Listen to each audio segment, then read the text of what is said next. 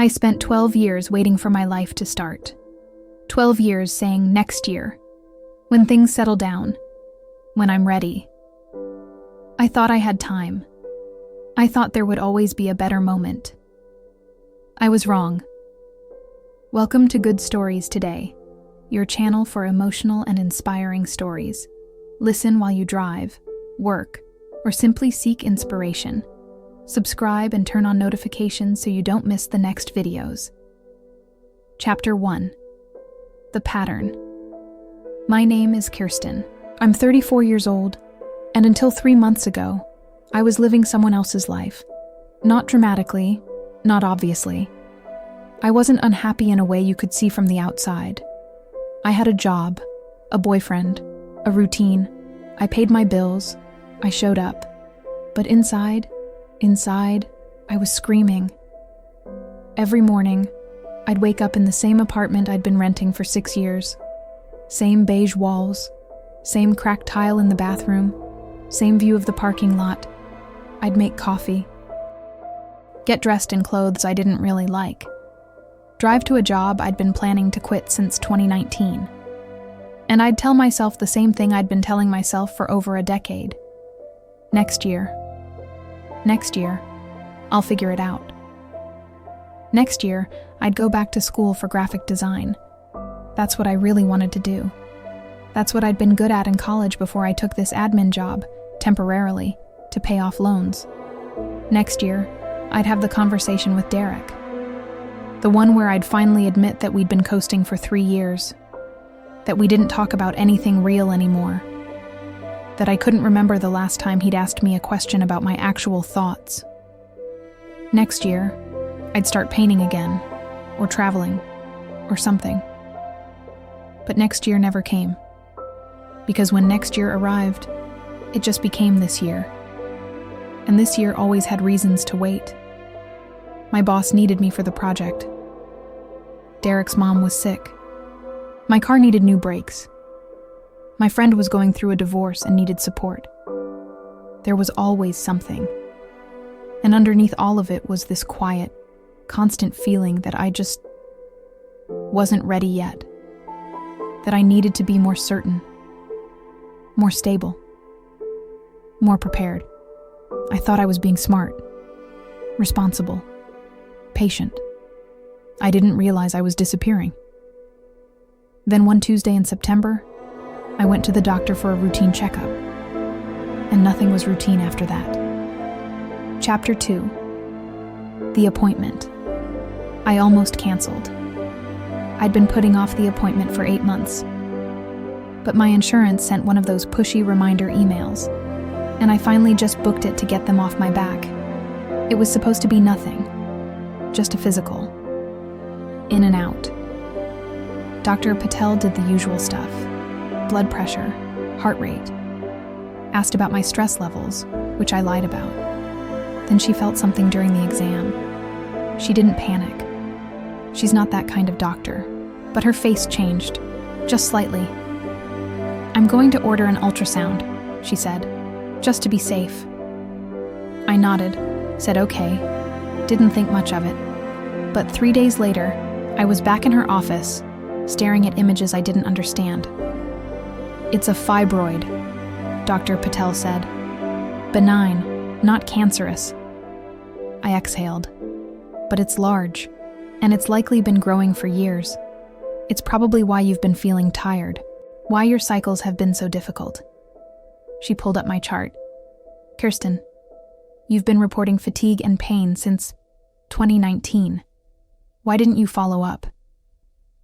I didn't have an answer. Or I did. But it sounded stupid to say out loud. I thought it would get better. I thought I'd deal with it later. I didn't want to make a big deal out of it. "We need to schedule surgery," she said. "It's not urgent, but we shouldn't wait much longer. Another year or 2, and it could cause serious complications." Another year or 2. I sat there, staring at the wall behind her. And something inside me cracked. Because I'd spent years ignoring my own body. Years pretending I was fine. Years putting off one more thing because it wasn't the right time. And my body had just kept going, kept trying, kept holding on, until it couldn't anymore. I walked out of that office and sat in my car for 20 minutes. And for the first time in my life, I asked myself a question I'd been avoiding. What else am I waiting for? Chapter 3, The List. That night, I couldn't sleep. I kept thinking about the ultrasound, about Dr. Patel's face, about the word years. I got out of bed and opened my laptop. I started typing, things I've been saying next year, about it was supposed to be a short list, just a few things. But once I started, I couldn't stop. 1. Change careers. 2. End things with Derek. 3. Take a real vacation, not just visiting family. 4. Learn to say no. 5. Stop pretending I'm fine when I'm not. Paint something. Anything. 7. Move out of this apartment. Make new friends, not just work acquaintances. 9. Go to therapy. 10. Visit my grandmother before it's too late. 11. Write again. 12. Figure out what I actually want. The list went on and on. By the time I finished, it was 2 a.m., and I was crying. Not sad crying. Not exactly. It was more like grief. Grief for all the years I'd spent waiting. For all the things I'd convinced myself I'd get to eventually. I closed the laptop. Derek was asleep next to me. He hadn't stirred once. Hadn't noticed I'd gotten up. I looked at him in the dark, and I felt nothing. Not anger. Not love. Just nothing. And I realized this is what I've been afraid of. Not making the wrong choice, but making any choice. Because as long as I kept waiting, I didn't have to face the possibility that I might fail, or that people might be disappointed, or that I might realize I'd wasted time on things that didn't matter. Waiting felt safe, but it wasn't. It was just slow disappearing. The next morning, I did something I'd never done before. I called in sick to work, and I made a list of my own. Chapter 4. The first step. I didn't have a plan. I just knew I couldn't keep doing this. The first thing I did was schedule the surgery. No more, I'll think about it. No more, maybe next month. I called Dr. Patel's office and booked it. 4 weeks out. October 18th. I hung up, and my hands were shaking. It sounds ridiculous, right? Surgery is scary. It should make you anxious. But that's not why I was shaking. I was shaking because I'd actually done something. I'd made a decision that I couldn't take back. And it felt terrifying. And also, kind of good. The second thing I did was call my boss. I didn't quit, not yet. I wasn't ready for that. But I told her I needed to cut back my hours. That I had a medical situation and needed time to recover. She was surprised. I'd never asked for anything before. I was the person who covered other people's shifts, who said yes to everything. Of course, she said, take whatever time you need. It was that easy. I'd been carrying this job like a weight for years, convinced that if I left, everything would fall apart. But it wouldn't. They'd be fine. The world didn't need me to keep sacrificing myself. That evening, I sat down with Derek, and I said the thing I'd been too afraid to say for 3 years. Chapter 5. The Conversation. I don't think this is working anymore. We were sitting on the couch. He was scrolling through his phone. I was staring at my hands. He looked up. What? Us, I said. I don't think we're working anymore. He put his phone down. Where is this coming from? I could feel my throat tightening, but I kept going. Derek, when was the last time we talked about something real? When was the last time you asked me how I was actually doing? I ask you all the time. No, you don't. He looked hurt, and I felt guilty, but I didn't stop. We've been together for 6 years. and I feel like we've been roommates for the last 3. We don't fight. We don't talk. We just exist next to each other. So what are you saying? His voice was quiet now. You want to break up? I nodded. He stared at me for a long time. Then he said, yeah, okay. That was it.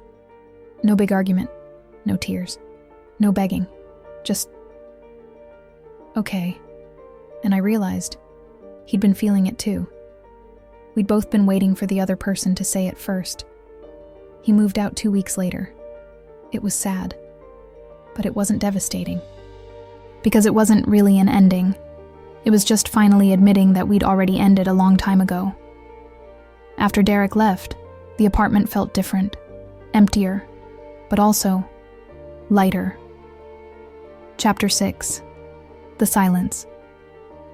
I spent the first week alone just sitting. No TV, no music, no distractions. Just me and the silence. It was uncomfortable. I kept wanting to fill it. To text someone, to scroll through my phone, to do something. But I didn't. I just sat there, and slowly, things started to surface. Thoughts I'd been pushing down for years. I'm angry at myself. I'm scared I wasted my 20s. I don't know who I am without other people's expectations. I don't know what I want. That last one was the hardest. Because I'd spent so long telling myself I did know what I wanted, that I just needed the right moment to go after it. But the truth was, I had no idea. I didn't know if I actually wanted to be a graphic designer, or if I just liked the idea of it because it sounded creative and stable. I didn't know if I wanted to travel, or if I just felt like I should want to travel because everyone else did. I didn't even know what kind of person I wanted to be. I'd spent so long being who other people needed me to be that I'd never stopped to figure out who I was. One night, I opened my laptop and did something I hadn't done in 10 years. I started to paint, digitally, badly, but I started. Chapter 7. The Creation. It wasn't good. The colors were wrong. The proportions were off. It didn't look like anything, but it felt like something. I stayed up until 3 a.m., just moving shapes around, trying things, deleting them, trying again. And for the first time in years, I wasn't thinking about whether it was good enough. I was just doing it. The next night, I did it again. And the night after that. I wasn't trying to build a portfolio, or start a business, or prove anything. I was just playing. And it was the most alive I'd felt in years. One night, I posted one of my pieces online. Just a simple abstract thing. Nothing special. I didn't expect anything. But the next morning, I had messages. People saying they liked it. That it made them feel something. One person said, "This looks like how I feel when I'm trying to figure my life out." I stared at that message for a long time. Because that's exactly what it was. The surgery was scheduled for October 18th. And as the date got closer, I realized something. I wasn't afraid anymore. Chapter 8. The Surgery. The night before, I packed a small bag. My mom offered to come stay with me, but I told her I'd be okay. I didn't want to be taken care of. I wanted to do this on my own. The surgery went fine. Routine, like Dr. Patel said, but recovery was harder than I expected. Not physically. Yeah, it hurt. But that wasn't the hard part. The hard part was lying still, not being able to work, not being able to distract myself, just being. For 2 weeks, I did nothing but rest, read, think, and something shifted. I started to feel grateful, not for the fibroid, obviously, but for the fact that my body had sent me a message, that it had forced me to stop, to pay attention, to realize that I couldn't keep living like this.